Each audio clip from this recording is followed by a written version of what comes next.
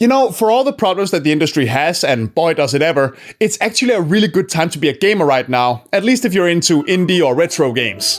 With the rise of online storefronts, a ton of older games are now much easier to come by than they used to be. Whether we're talking ports, remasters, or remakes, many great games are finding new life on modern consoles, and that in itself is awesome. But there are still many fine games out there that don't get that treatment due to things like licensing issues, obscurity, or an assumption that it simply won't sell. So it can definitely be worth it to dig through secondhand stores, online auctions, and flea markets to see if you can find some good deals. Like I did some months ago.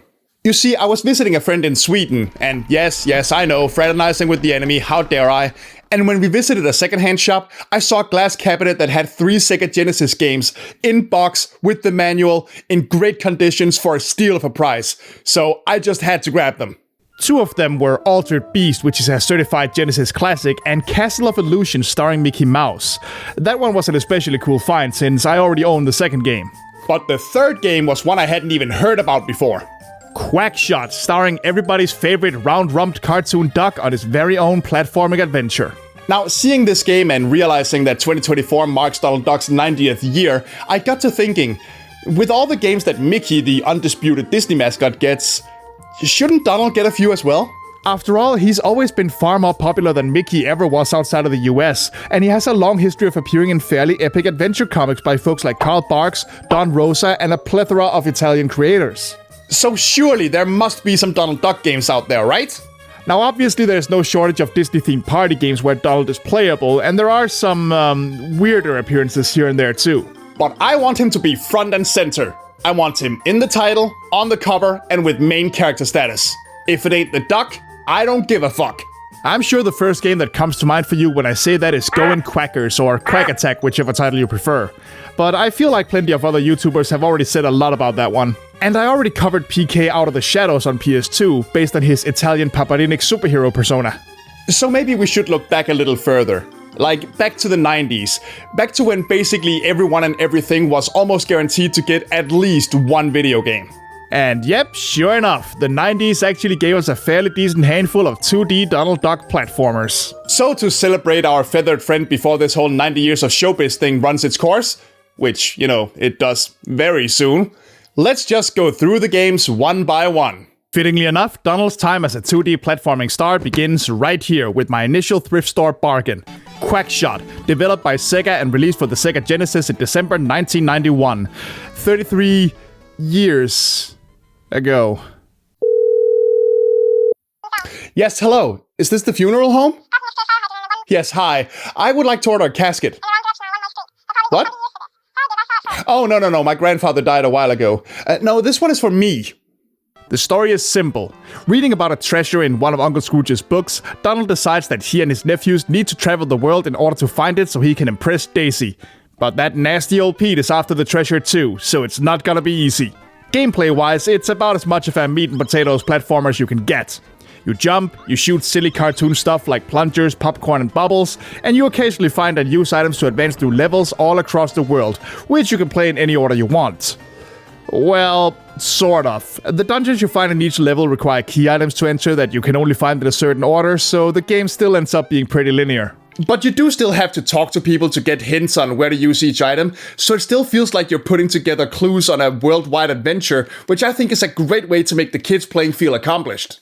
And hey, check out the variety of levels. We've got Duckburg, which is apparently somewhere on the west coast of the USA, Mexico, Transylvania, Egypt, the South Pole, a Viking ghost ship, and India, where you fight Shere Khan apparently? Boy, he really let himself go. Dude, what the hell have you been eating? Oh, ghost peppers. Gotcha. The game is also very pretty. There's a sort of painterly texture to the sprites that kind of reminds me of Carl Barks' works, and it clearly takes visual cues from the same old adventure series that both his comics and the Indiana Jones movies took their inspiration from. Hell, you can even take a leap of faith shortcut to the final boss, who happens to be some kind of Templar. Frankly, I'm surprised they showed enough restraint to never have you outrun a giant boulder. And I gotta say, I love Donald's ducking animation. Hey Donald, I heard Daisy say she wants to introduce pegging to the relationship. How do you feel about that? Sweet kid. Now, there are a few gameplay mechanics outside of the basic jumping and shooting, but they don't really make a lot of sense. Like, they try to include Donald's temper by giving him brief bouts of invincibility, but it only happens like 2 or 3 times in the game and requires picking up 5 chili peppers to pull off. Guess that's how Donald got the idea to go on hot ones. When was that ever a thing? He's not Popeye. Just make him get pissed when he gets hit or something. And while this isn't exactly the hardest game ever or anything, there are some parts of it that I feel are weirdly punishing for a kid's game. Sure, you have infinite continues, which is nice, but for some reason this game has no password system of any kind, at least not one I could find, and this forces you to beat the game in one go. Yeah, better hope fatigue doesn't start to set in by the time you start having trouble with a later level. It's like the game is an abusive dad going, "Listen here, you little bitch. Either you shut the fuck up and beat me in one sitting like a man, or you don't beat me at all. You got that? Now quit your crying and play." Anyway, you get through the levels, you beat Pete, who apparently thinks he's Dr. Wily now, you fight the Templar, and you find the treasure, which, after all this trouble, turns out to just be a stone statue. And boy, Daisy is not happy about that. What do you mean that's all I get, you ungrateful goose? Your man just traveled across the world with nothing but a stack of plunges and some popcorn, beating the shit out of fire-breathing tigers, immortal Templars, giant robots, ghost Viking, and vampires to bring you a bigger-than-life-size stone statue that just so happens to be a perfect likeness from an ancient temple, and you have the gall to give him sass about it? Donald, my guy, I hate to be the one to say this, but this chick just ain't worth it, man. I mean, I ain't saying she's a gold digger, but she sure ain't messing with no broke... Tigger. Oh, but of course, like the shallow bitch she is, she's all smiles once it gets smashed and it turns out there's a big-ass emerald inside. But Daisy being a bit of a vain hoe aside, Quackshot is a damn fine game. It's a simple and decently easy platformer of its time, but it's not completely mindless. And it finally portrays Donald as the adventurer that he's been in comics since the 1940s, so it well and truly deserves that DuckTales font on the cover art. And best of all, there's no sign of that goddamn mouse Well, I stand corrected. All hail the Mouse-sire, I guess. So yeah, aside from the lack of a password system and Donald's general slow movement making some platforming bits a bit janky, I'd go as far as to call this a damn good starter platformer for young kids. I honestly think a remake of this game would be really cool, just to give today's kids a chance to play it too. And apparently one was planned back when the 2017 DuckTales cartoon was running, even using the same art style, but it just never came to be. What a shame. Anyway, a couple months before that, Sega also gave us the Lucky Dime Caper, a similar but different game developed alongside Quackshot for the less powerful Master System, which was still on the market, as well as the portable Game Gear console. Now, I don't actually own either of these consoles, so we're gonna be breaking out the emulators and the PS5 controllers for this one. In this one, Scrooge tells Huey, Dewey, and Louie the story of his lucky dime and gives each of them a dime of their own as a symbolic gift. Which is apparently all the excuse that nasty old witch Magic at the Spell needs to kidnap the nephews and steal the dime, forcing Donald to go hunt her down. Okay, so the first thing that comes to mind as I'm playing this is just how freaking beautiful it is. It might just be because I'm emulating this one rather than playing the original hardware like I did with Quackshot, but look at these clear, crisp colors. Everything is so bright and vibrant and cartoony. It's some absolutely gorgeous 8-bit work, and it just oozes with personality. Donald's idle animation changes depending on the climate, and he actually gets impatient if you let him wait too long. It's adorable. There's no in-game temper system to be found though. That's a little bit of a shame. Anyway, off we go on another globe-trotting platformer journey, this time armed with a big-ass mallet as we bash our way through Magica's army of lions and spiders and bears, oh my. Oh, and some mummies too. Danger! Watch behind you. By the way, can I just say how much I love the inconsistency of violence in these games? One game ago, Sega was all like, "No, don't worry kids, the god only shoots plungers, Donald would never hurt anyone." And now he's going on a murder spree with a goddamn mallet. And for extra hilarity, supposedly these yetis in the Andes mountain states were originally supposed to be seals. That is until someone on the development team realized that having a Disney mascot running around clubbing baby seals in a licensed game probably wasn't a great look. Yeah, smart thinking there, champ. Really, the weapon mechanic is the big thing this game is going for it. The mallet and the throwing disc are great weapons, and picking up these stars makes you attack faster and faster, turning you into a near unstoppable killing machine, especially if you get 5 of them for a brief burst of invincibility. But you lose them if you get hit even once. So the challenge lies largely in keeping the weapons so you can make things easier for yourself as you play. So in a strange paradox, the best way to survive in these games, where you play as one of pop culture's most perpetually pissed off and rash little shitheels, is to be patient and calm and take it slow. Huh. In all honesty though, I think this is a great system that rewards you for playing well and punishes you decently for failing. But, it might also reward you a little too well. I mean, these weapons are total game breakers. Literally sometimes. They can make some enemies feel outright trivial, and the otherwise mostly fun and creative bosses are clearly designed around the assumption that you have a weapon on you, and they go down pretty damn quick if you do. You can still attack by jumping if you're unarmed, of course, but some of these bosses are a real pain to hit without a weapon. In fact, I'm pretty sure the 2 statues boss is impossible to beat that way once one of them is dead. Seriously, look at this! How am I supposed to hit that guy?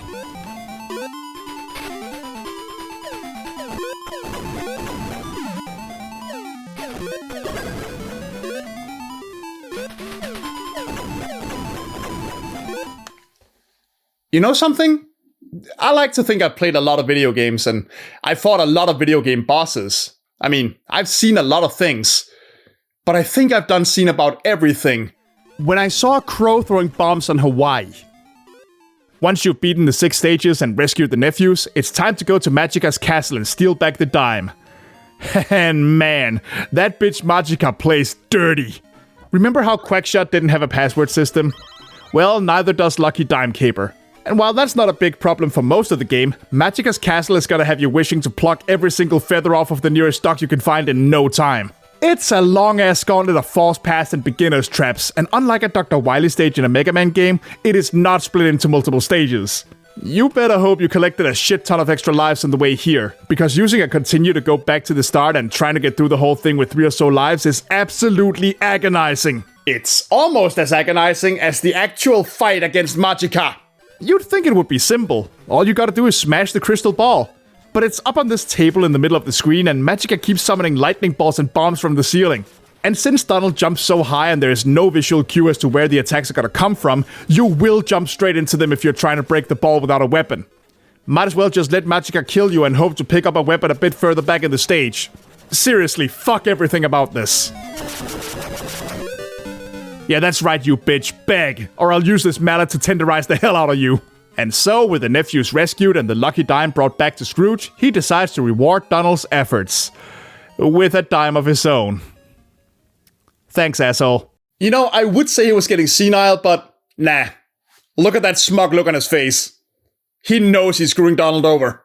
Yeah, thanks for rescuing the children and bringing back my most treasured possession, Donald. But also, fuck you. Go buy yourself a stick of gum. All in all, Lucky Dime Caper is honestly pretty freaking great. Aside from the difficulty spike in Magica's castle and the lack of any kind of password system, it's simple, fun, gorgeous to look at, and a damn good time overall. Well, I'll be damned. Both of these games are pretty good. We're 2 for 2 so far. 2 years later, in 1993, Lucky Dime Caper got a sequel, Deep Duck Trouble, also on the Sega Master System and the Game Gear. In this one, Scrooge has recently taken a magical pendant from a temple during one of his adventures, only to get hit by a curse that turns him into a balloon. And so it's up to Donald to go put the pendant back where it belongs in order to lift the curse. Feel free to insert your own favorite furry inflation kink joke here. And then go slam your fingers in the door for reaching for low-hanging fruit. Now you might look at the graphics and think we're in for more of the same, as the games do look pretty similar. And hey, look! Donald actually gets mad if he gets hit in this one. It only took 3 freaking games. But no. Deep Duck Trouble is actually quite different from Lucky Dime Caper. There's no mallet or disc to be found here. Instead, your main form of attack and puzzle solving is kicking blocks around. Guess that's where Goofy got it from. It's really not much of an attack and you can still just jump on enemies anyway, so there doesn't really seem to be that much of a point to it in my eyes. And if you were hoping for more fun and interesting boss battles, I'm gonna have to disappoint you on that front too. There are no real boss fights to be found here aside from the last one, which is admittedly pretty decent. Instead, every stage ends with a chase sequence, which does make things feel a lot more like a Donald Duck cartoon, but it's kind of disappointing. I mean, hell, just 1 game ago, Donald was fighting ancient volcanic rock-throwing god statues with nothing but a mallet. And now he's scared of a random gorilla? At least his running animations are hilarious. Also, the chili peppers are back, and they make even less sense this time. They sent Donald into an immediate frenzy, but you can't go backwards when he does it, and it lasts all of 5 seconds. It really seems to only exist to break blocks in your way. Oh, yeah, and there's still no password system. I mean, sure, why start now? Anyway, once you get through all the stages and fight the last boss, Donald puts back the pendant and lifts Scrooge's curse, bringing home a magical crown instead. And then Scrooge basically calls him a moron for assuming the crown wouldn't be cursed too. Donald then turns into a balloon himself, and Scrooge and the nephews set off to revert the curse. Again. Poor guy just can't catch a break. Yeah, I don't know what to tell you. There really just isn't a lot to say about Deep Dark Trouble. It's a lovely looking game and it plays perfectly fine, so there's not much to complain about, but it's a lot simpler and easier than either Quackshot or Lucky Dime Caper, which is a bit of a disappointment. There is an occasional cool and clever moment to be found, like having to check these background paintings to find out which route to take, but aside from that, beating it doesn't really feel like finishing an epic adventure. It feels more like realizing Grandma's been letting you win at checkers for the last 5 years to keep you from pouting if you lose. It's a fine game, but it's just not very interesting. But this next one though, now that one is interesting. Stepping away from Sega for a moment, we find Donald Duck no Maho Boshi, or Donald Duck and the Magic Hat, released on the Super Famicom in Japan in 1995. And nowhere else. Ever. Kinda weird for a Donald Duck game, isn't it? So it's a good thing that ROM-hacked fan translations exist. Thank you for your hard work, Gorgy Rip. Let's get playing. Good lord, look at Daisy strut. Now this is a woman who knows she has a man who's willing to drag ancient statues across the world just so she can spit on him for it. This time, Donald's goal is much more humble than in the other games. All he's trying to do is buy Daisy a fancy hat that she wants for her birthday. But the hat is pretty expensive, so Donald needs to make some money, and that's where the first half of the game comes in. That is, doing a bunch of odd jobs in order to make the $300 he needs. That would be approximately $620 today if you adjust for inflation. And at that price, that hat better be able to cure brain tumors, do your taxes, and wipe your ass. From cleaning windows to rescuing Grandma Duck's pet bird from Pete's house to delivering mail, this is the closest these games have come to feeling like a classic Donald Duck cartoon. Every game is silly and unique, they each have their own hilarious animations, and they all look fantastic with great upbeat music to boot. Donald even does the angry dance sometimes. And hell, you can hear him singing along to the music in the menu in that classic duck voice. That's just freaking delightful. Oh? And what's this? A password system? Congratulations to Donald and the Magic Hat. You did the bare minimum. Wait, what does that one say? Goofy Grandma Shop Paint? What the hell? That sounds like a scrap Monty Python sketch. Oh, hello, love. Oh, I would like to buy some paint. But hold on to your sailor hats and your tail feathers, folks. Things are about to get weird. True to Donald's luck, the hat is sold out when he finally has the money. But thankfully, a weird old man then shows up and tells him he can give him the hat if he just follows him to the nearby clock tower to, bust some ghosts. Oh boy. Man, Donald really needs to take some stranger danger lessons from Winnie the Pooh. No, stop that. It's really not okay. No, don't do that. Take your hands away. So you fix the clock tower, upon which the old man removes his cloak and reveals himself. No, not like that. He reveals himself to be the king of a magical kingdom, cursed and banished by his own minister Pete, who has apparently gone from cosplaying Dr. Wily to the Dragon Lord. I mean, yeah, why not? Now Donald has to go fight Pete's 4 generals in 4 stages, and then go beat up the Dark King himself. And this part of the game is, fine? I guess? We're back in standard platformer land, and it's a really easy one to boot since there aren't a lot of challenging jumps and you can just use the hat to hide away from any incoming enemies. I will give it that it's pretty creative though. You've got some unique boss fights, a racing level, a level that rotates, a maze-like crystal caves, some cloud platforming. But to be perfectly honest, I kind of miss Donald just doing odd jobs and getting into various cartoon shenanigans. But who has time for that when you can fight the most JRPG-ass looking version of Pete ever? Well, except that one. It's honestly a pretty good 2-stage fight. Or it would be if not for the fucking slowdown that makes dodging half of his attacks nearly impossible. Seriously, it happens constantly and it really fucks with your timing. Now, I'm not gonna sit here and pretend that I'm some kind of expert on what exactly it is that causes slowdown in games from this era, so I don't know how it could have been fixed, but man! There had to be some way to optimize this fight, especially since slowdown was never an issue anywhere else. It really puts a hamper on the climax of an otherwise perfectly fine game. Well, once you muscle your way through this fight, you beat Pete, the king regains his throne, and Donald finally gets the damn hat. Only to realize that he got Daisy's birthday wrong and is still a month away.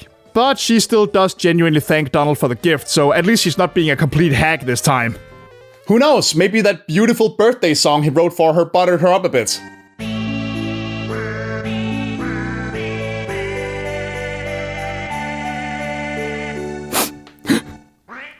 Beautiful. So that's Donald and the Magic Hat, and yeah, in lack of a better phrase, it's very Japanese. I have already basically said all there is to say. The game, like all of them so far, looks great. The music's good, it plays perfectly fine aside from the last boss. But man, that hard left turn from cartoon slapstick to Fantasyland gives me whiplash. I really wish the whole game was more like the first half. As it is, it's absolutely worth digging up a ROM hack to play it if you're really curious. But to be honest, I don't really think the fact that it never left Japan is all that big of a loss. Now I know you think we must be done, but no, there's still one game left, and it's probably the oddest one of the bunch. Donald in Maui Mallard, also known as Maui Mallard and Cold Shadow, released on PC, SNES, Game Boy, and Sega Genesis in 1995, with the PC and Genesis versions developed by Disney Interactive, the SNES version by Eurocom Entertainment Software, and the Game Boy version by Bonsai Entertainment. Disney Interactive Studios has a bit of a hit and miss track record with their games, but some of them have been really good, so I'm cautiously optimistic about this one. And since most of these Donald Duck games have been on Sega consoles, I see no reason to buck that trend. So let me just hop online here and buy a copy of the Sega Genesis version, and oh my god! Yeah, turns out getting a physical copy of Maui Mallard kind of requires you to give up on food for a week or two. And the SNES version is no better. Man, I ain't paying that! Do I look like Scrooge McDuck to you? Well? Do I? Thankfully, there is a much more affordable version of it right here on Steam, that you need to play with a keyboard since there's no native controller compatibility. That fucking sucks. So, if you're gonna play Maui Mallard, I suggest you mess around with a controller binding program like DS4 for a while for a better experience. Okay, I got the game, I got the controller, let's finally play this bitch. Maui Mallard is weird. In this game, Donald appears to be playing a sort of ninja/Magnum PI detective character called Maui Mallard, sent to recover an ancient idol in what is implied to be the latest in a long series of adventure films. I think. It's not super clear. But the really weird part is, this character is only identified as Donald Duck outside of North America. Yeah, apparently someone on the American marketing team worried that Donald wasn't hip enough with the kids to sell a video game there, which has got to be one of the most insane things I think I ever heard. And besides, I think we all know what happened a year later when they tried to make Donald hip with the kids. I feel like quacking, so I think I will. No! Shut up! Fuck you! You're not Goof Troop, and you will never be Goof Troop. Now, as you play your way through the first stage of Maui Mallard, two things quickly become apparent. One, the game is gorgeous, just like the rest of them. And two, while Donald's run is fast and smooth, his jump is weird and heavy. His jump arc is super short, yet he drops like a sack of potatoes when it's done, and it just really clashes with how the camera is always moving around you to try and keep up. And this is probably just me starting to get old man-brained, but there's just so much going on screen and everything moves so fast that I kind of just get confused, but whatever, I'll probably get used to it as I play.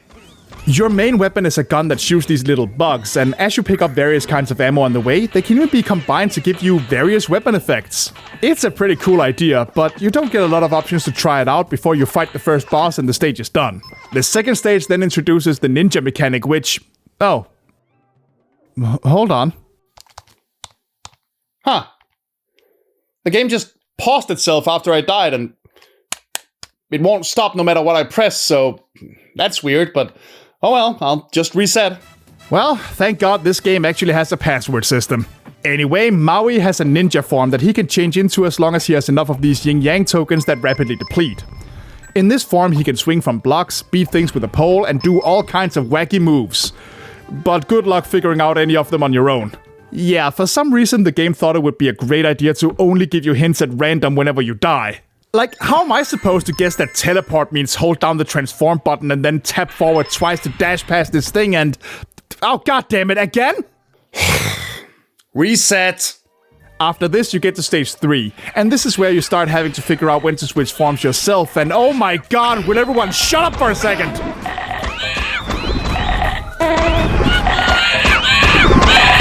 Why do these little guys have to scream all the time?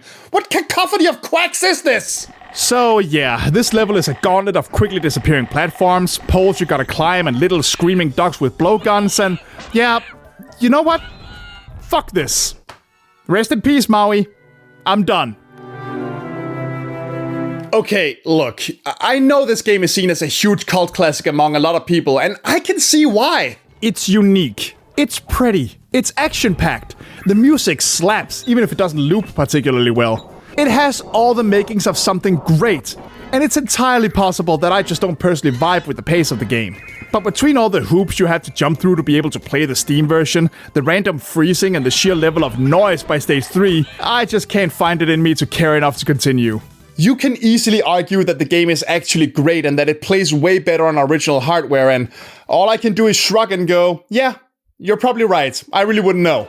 But please try and understand when I say that I'm just not gonna spend my time on a game that is a whole lot more of a hassle to get to play than I find it fun to play. Well, at least in the state it's in here. Okay, so those are all the Donald Duck platformers of the era that I'm aware of and have been able to play. So I guess the question remains, which one is the best? First of all, let me just say, aside from Maui Mallard giving me a lot of trouble, I'm pleasantly surprised that not a single one of these games have been downright bad. All of them look great for their console, which is only fitting for a classic cartoon star, and they're all plenty creative and fun. Not once did I run into some inexcusable mess that clearly just exists to make a fast buck off the franchise, and that's fantastic. But they all still do have their own ups and downs. I think my personal favorite of the bunch is somewhere between Quackshot and Lucky Dime Caper. Both games are straight-to-the-point platformers that are super fun in their own way. They feel like big globe-trotting cartoon adventures, and they never made me feel like giving up completely, even when I ran into some difficulty spikes. They're a damn good time, and I'd recommend giving them a playthrough. The rest of the games, while not bad by any means, are plagued by other issues. Deep Duck Trouble and Magic Hat are both a bit too easy. Magic Hat takes a very weird tonal shift in the middle that I personally have mixed feelings about, and you have to bend over backwards to even get to play Magic Hat and Maui Mallard at all. And that's without considering that the latter is just a huge mess in its most accessible form. Still, I had fun going through these, and it truly is remarkable how versatile a video game character Donald can actually be. I just wish he got the same attention that Mickey tends to get in this format. Although I guess having that kind of bad luck feels very in character for dear old Donald. But I think that will be it for now. Thank you so much for watching, and see you in the new year. Bye bye. Hey everybody, and thanks for watching me duck around with these Donald Duck games for a little while. I know I haven't made an awful lot of videos this year, but I just want to thank you for watching and for sticking with me. And of course, I'd like to say an extra special thanks to Pocket Mouse, Elinor Stråhed, John G. Robinson, The Danish Penguin, Warren Miller, John Algets, Silvermoon Ravenwolf, and everyone else who supports me on Patreon. You have no idea how much I appreciate it, guys. Thank you. If you'd like to support me as well, you can find links to my Patreon, my Ko-fi, and my TeePublic in the description below, as well as a link to my Discord server, which you are more than welcome to join. Now, don't forget to give the video a like and go down the comments and tell me a little bit about some of your own favorite Disney video games. And if this is your first video on this channel, click that little subscribe button to be informed when a new video drops. See you in 2025, everybody. Bye-bye.